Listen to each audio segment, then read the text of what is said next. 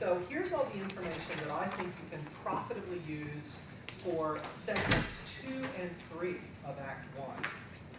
But what I'd like to talk about for a minute is I want to call your attention to the music that you're going to hear, particularly in segments 1 and 4 of Act 1. This is music that the audience, that we hear in almost every single episode, in exactly this arrangement, in exactly this temporal location, and it strongly shapes the affective cloud that hovers over the show. The music of segment 1 is probably the most immediately recognizable music in the entire soundscape of Battlestar Galactica. A relentless pulsed single pitch in a meter that typically is described in the fan literature as 9/8, but is probably more properly understood as 3/8 plus 3/4, and sort of steady 8th notes, played on the piano with reverb and electronic support, overlaid with a strong major third progression in a muffled synthesized strings, ending with overlapping iterations of this rhythmic pattern that obscure the downbeat and bring the musical tension to a halt on a foreboding grand pause. This music has haunted the entire series, in fact. Its first appearance was near the very beginning of the original miniseries of 2003, at an uncanny moment in which an iteration of Cylon Model number 6, locked in a passionate and unexplained kiss with a colonial officer, announces the beginning of the Cylon's genocidal attack. It's a very spooky, spooky original moment. You never forget it once you've seen it, because you don't know what to do with it. Although the music is commonly associated with all the copies of number 6 throughout the series, in its broader application, the music's urgency actually seems to be a literal sonic embodiment of the Cylon's ominous plan. This musical tension never vanishes entirely from the episode, I would say. In the two narrative segments that will follow the opening of this particular episode, the normal sonic world of Battlestar Galactica asserts itself. We hear the sort of drones plus drums thing that sort of is the standard sonic world, as well as the occasional duduk or flute, gamelons, throbbing strings, and emotional climaxes, and so forth. But by the end of the first act, in the main credit sequence, we return again to the formal refrain. That is, from season 2 on, composed of 2 kinds of music. The first, a kind of world beat chant to the famous Gayatri mantra from the Vedas, a lament and a prayer in effect, followed by a vigorous groove for Tycho, energetically summoning up the continuing momentum of the plot. The Gayatri mantra is provided with sort of flashback scenes from the entire saga, whereas the Tycho segment is actually proleptic glimpses of what the episode is going to contain. It matters to our apprehension of all this music, however, that it occurs over the ample span of about 10 minutes, more or less.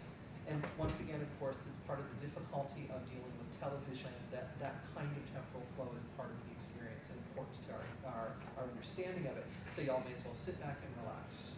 With any luck, let's see. Probably comes in the mind-blowing final act of episode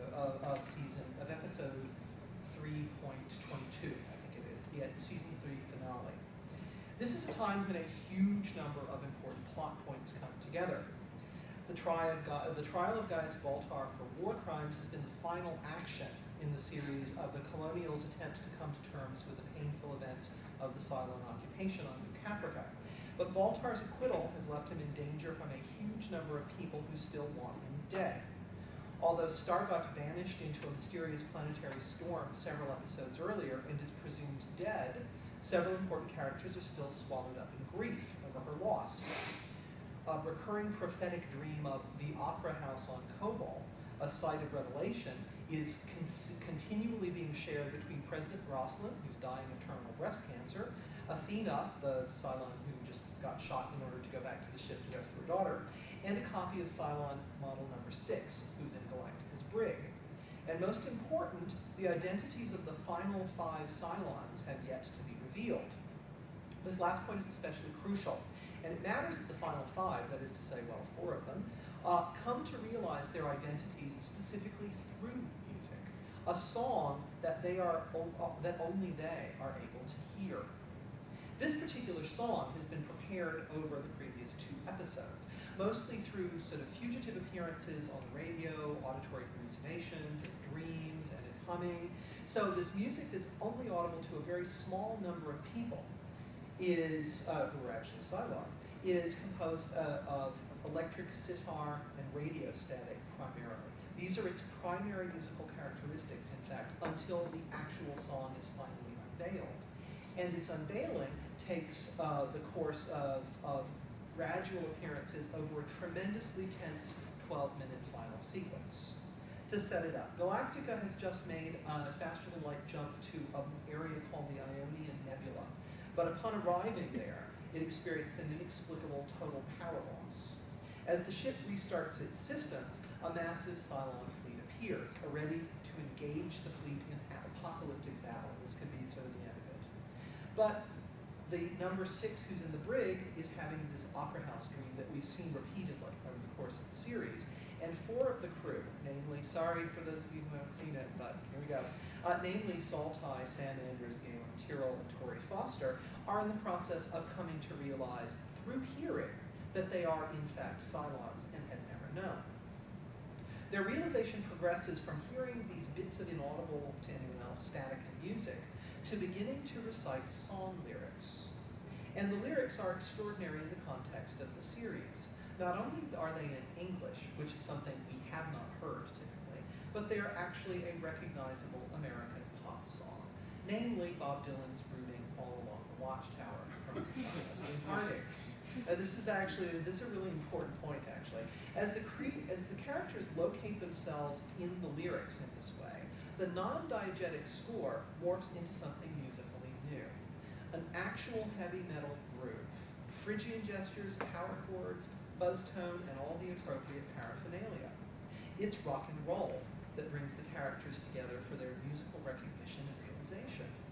The song, in an intensely orientalized arrangement that does recall primarily Jimi Hendrix's stunning cover of the tune, much more than Dylan's original, manifests fully at the very end of this 12-minute act, as the camera work finally sort of culminates in a vertiginous whirl towards a shot of nothing less than Earth itself.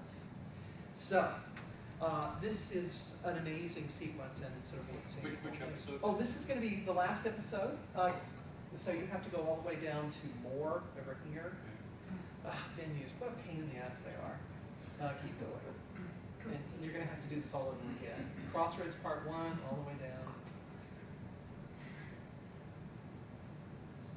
All right, now we need to get to track 4 in this episode. If you hit play episode and advance to track